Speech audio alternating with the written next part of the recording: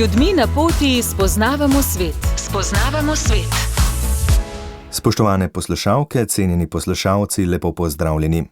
V tokratni oddaji z ljudmi na poti bomo gostili Katarino Založnik, Slovenko, ki s partnerjem živi na Kitajskem, natančneje v mestu Wuxi, ki ga Kitajci zaradi močno razvitega gospodarstva imenujejo tudi Mali Šanghaj. Večkrat je bilo izbrano za eno najsrečnejših mest, sogovornica uči angleščino v enem od tamkajšnjih podjetij in na eni od jezikovnih šol. Več v njej in življenju na Kitajskem pa boste izvedeli, če v prihodnjih minutah ostanete v naši družbi. Katarina Založnik, lepo pozdravljeni. Lepo pozdravljeni. Kako je prišlo do odločitve, da odidete na Kitajsko? Je bilo zavestno ali nek splet naključij? V bistvu to je bil preplet usode, bi lahko rekla temu. Predtem sva z možem živela v Nemčiji, kjer je tudi hčerinska firma podjetja, v katerem trenutno delava. Mož je večkrat potoval sem na Kitajsko in lani decembra sva dobila priložnost, da se preseliva sem in sva vzela to priložnost.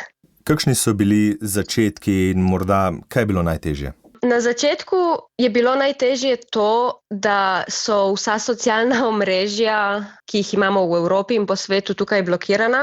Prve par dni nisem imela opcij komunicirati z družino, kar je bilo zame res težko. Potem sem pa to uredila, pa seveda to, da sem 10.000 kilometrov proč od družine in prijateljev, je bilo definitivno ena najtežjih stvari za sprejeti. Zdaj živite v zelo razvitem mestu, Wuxi, večmilijonskem. Kako izgleda življenje v njem in kakšne so možnosti recimo za umik v naravo? Sprva, ko sem prišla sem tudi sama mislila, da bo sam beton in stavbe in bloki, ampak sem hitro ugotovila, da ni temu tako.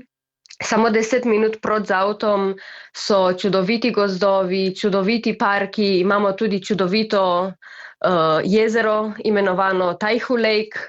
Tako da narava je. Zanimivost je tudi, da župan našega mesta obožuje rastline, tako da so na vsakem krožišču, na vsakem kotu rože, grmovja, drevesa.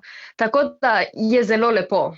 Ni taka depresija, kot sem si predstavljala, da bo. Zdaj tudi kitajska velemesta se med seboj precej razlikujejo, v nekaterih, kot je Peking, je precej prepletanja zgodovine in modernosti, druga so zrasla zelo na hitro. Kako vi vidite te razlike? Definitivno razlike so. Wuxi je zelo močno gospodarsko mesto in zelo moderno mesto. Pred kratkim sem bila tudi v Šanghaju. Šanghaj je popolnoma drugi svet. Meni se je zdelo, kot da sem v letu 2050, ne 2025. Definitivno se opazijo razlike med starejšimi mesti, kjer so stavbe že v slabšem stanju. Opazi se tudi slabša kvaliteta avtov, slabša kvaliteta nepremičnin, ampak meni je zelo všeč, kakšna so mesta in kako so razvita.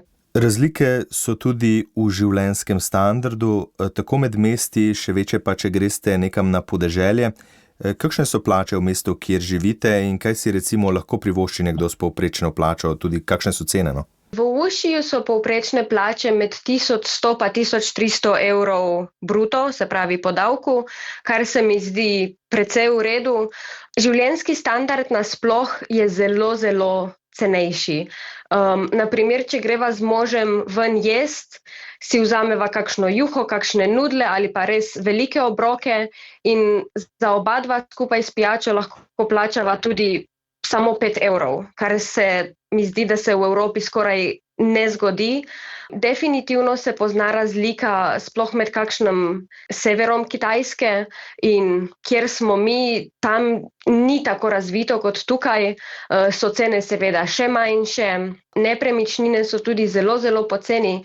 Naprimer, mi dva imava skoraj 80 kvadratno stanovanje, se pravi 3-sobno in skupaj stroški plačujeva 260 evrov na mesec.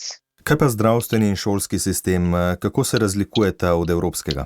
Zdravstveni sistem tukaj je veliko bolj učinkovit in hiter, se mi zdi, kot pri nas. Imela sem izkušnjo, ko sem na začetku po prihodu zbolela in me je sodelavka peljala v bolnico, da so mi vzeli kri, da me je zdravnik pregledal, da so prišli rezultati krvnega testa, pa da so mi iz lekarne prinesli zdravila, so porabili samo 35 minut in za vse skupaj sem plačala 10 evrov, kar se mi tudi zdi izredno ugodno. Glede šolskega sistema vidim, da so standardi definitivno višji, da dosti vevajo več znanja od otrok. Otroci so tudi veliko dlje v šoli kot v Sloveniji. Načeloma so od 8 zjutraj do 6 zvečer. Definitivno je razlika. Omenili ste, da je kitajska kultura na vas naredila izjemen vtis. Kaj pa ljudje? Kako jih doživljate in kako vas sprejemajo, glede na to, da ste tudi angleško govoreča oseba? Definitivno dobivava poglede, naj jo gledajo, tudi snemajo nas, ampak z vsemi do zdaj, ki sem imela izkušnje, so bili izredno topli, prijazni, zelo navdušeni, da pride belec oziroma Evropejc v njihovo državo delati in živeti. Moram priznati, da sem imela samo dobre izkušnje z vsemi, veliko bolj srečni so. Sem opazila, veliko raje se hecajo, se zabavajo, res samo dobro lahko rečem nad Kitajci kot populacijo. Kako pa preživljajo prosti čas in kako je s časom namenjenim družini? Omenili ste, delavniki so drugačni, tudi otroci so dlje v šolah? Delavniki so vsaj pri nas, v naši firmi, mi delamo od 8 zjutraj, od 8:30 pa do 17. ure. Vmes imamo 1-urno pavzo za kosilo. In kar imam jaz izkušenj, delodajalci ne zahtevajo, da se dela od 9. zjutraj do 9. zvečer 6 dni v tednu, kot je bilo tudi nama predstavljeno. Preden sva se preselila sem, družine so jim zelo pomembne tukaj, otroci vedno skrbijo za svoje starše in stari starši tudi vedno skrbijo posledično za svoje vnuke. Tukaj je zelo pogosto, da ko otrok dobi otroka, bodo starši oziroma stari starši se preselili k njim domov in skrbeli za vnučka. Prosti čas zelo radi preživljajo spet skupaj z družino, s prijatelji, to jim je zelo pomembno.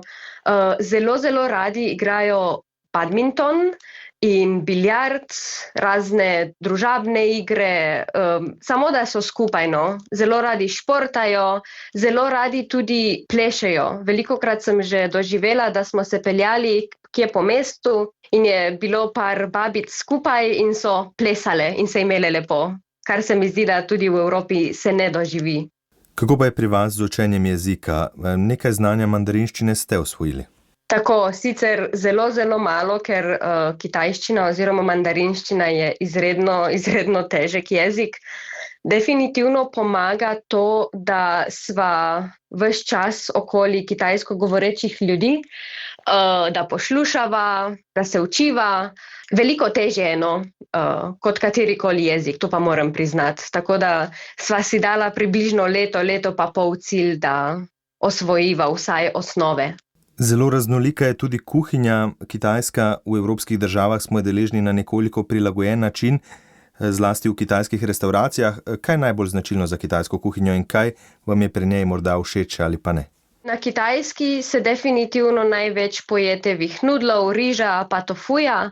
Zelo radi imajo tudi morsko hrano, ki je veliko cenejša kot v Evropi.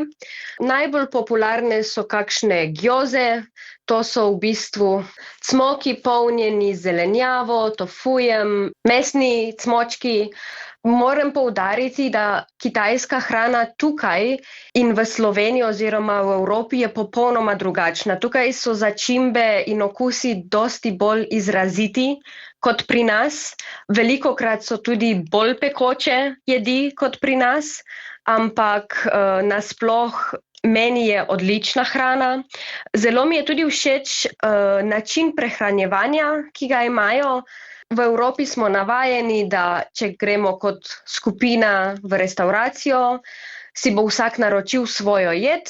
Tukaj je pa tako, da so zelo popularne okrogle mize, se naroči več jedi in pri tej okrogli mizi je potem na sredini tak podstavek, ki se vrti in potem ko pridejo jedi, si vsak vzame malo pol vsakega, tako. Zelo, zelo radi jejo zelenjavo, res veliko zelenjave pojejo. Vsak obrok mora vsebovati veliko beljakovin, veliko zelenjave in čim manj ogljikovih hidratov. Verjetno ste sodelavcem in pa prijateljem tam na Kitajskem kdaj omenili Slovenijo, od kje prihajate. Kakšen je bil odziv? Verjetno ne poznajo države, morda prek kakega športnika, Luke Dončića? Točno tako, ja. Najprej so vsi bili Slovenija, niso bili prepričani, če je to sploh prava država, priznam, ampak veliko ljudi pa je bilo, Luka Dončić, NBA, basketball, tako da definitivno nas nekaj Kitajcev pozna preko Luke Dončića. Sem pa tudi že doživela, da so bili kakšni v Sloveniji. Kitajci velikokrat naredijo evropejske izlete in obiščejo čim več evropejskih držav, tako da par jih je tudi bilo že v Sloveniji in so obiskali našo čudovito državo. Za konec morda še vprašanje le o tem, kako po toliko časa življenja na Kitajskem vidite Slovenijo in morda kaj v zvezi z njo najbolj pogrešate? Slovenijo imam ravno tako rada, kot sem jo imela, preden sem se odselila. Definitivno sem opazila veliko razlik glede infrastrukture, mogoče celo glede mentalitete ljudi, ampak ljubezen do Slovenije še vedno ostaja in do Slovencev, tako da definitivno se bova vrnila, ampak ne še tako kmalu. Katarina Založnik, najlepša hvala za vaš čas in pa ta pogovor. Hvala vam. V tokratni oddaji je to bilo vse. Če ste del zamudili ali bi prisluhnili še enkrat, vabljeni v audio arhiv Radia Ognjišče. Sicer pa hvala za pozornost in lep pozdrav do prihodnjič. Oddajo sem pripravil Andrej Šinko. Z ljudmi na pot.